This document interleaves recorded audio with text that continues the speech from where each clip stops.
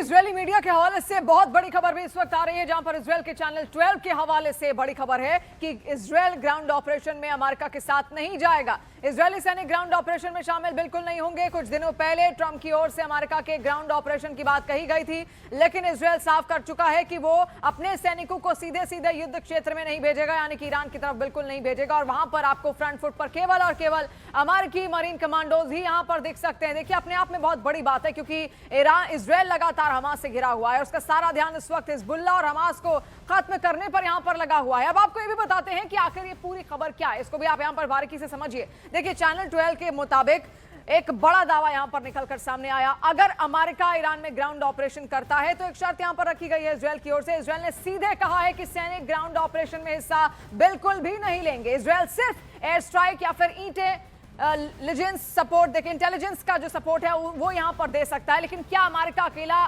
Ground operation करेगा? एक बड़ा सवाल इसको लेकर है। अब इजरायल के पीछे हटने की क्या वजह हो सकती है, ये भी आप समझिए। देखिए, बड़ा जोखिम यहां पर है, क्योंकि बड़ा जोखिम ईरान के अंदर जमीनी लड़ाई होगी, बहुत भारी नुकसान यहां पर हो सकता है। फिर रणनीति इजरायल चाहता है अमेरिका आगे रहे और इजरायल उसको पीछे से सपोर्ट करता रहे। इसके अलावा जो अंतर्राष्ट्रीय दबाव है वो भी यहां पर एक बहुत बड़ा कारण है। अगर इजरायल सीधे जमीन पर उतरा, युद्ध और ज्यादा फैलता हुआ चला जाएगा, इसमें और सारे क्षेत्र भी यहां पर सामने आ सकते हैं। अब बारी जॉर्डन की यहां पर है। जॉर्डन, देखिए, जॉर्डन में ईरान का एक ड्रोन अटैक यहां पर हुआ, जहां पर अमेरिका के सैनिक ठिकानों पर यह हमले किए गए हैं। ईरानी हमला यहां पर था, ईरान की सेना ने मिसाइल वहां पर दागी है और सुबह के वक्त कहा यह जा रहा है कि यह हमला वहां पर किया गया है। जॉर्डन भी अब इसकी चपेट में आ रहा है। देखिए, जॉर्डन की जो सीमा है वो इजरायल से भी यहां पर साफ तौर पर लगती हुई दिखती है, और ऐसे में हालात वहां जिस तरीके से लगातार तनावपूर्ण बने हुए हैं, पूरा मिडिल ईस्ट इस वक्त इस युद्ध की आग में सुलगता हुआ दिख रहा है। अलग अलग अरब कंट्रीज में आपने देखा किस तरीके से ईरान ने हमले किए।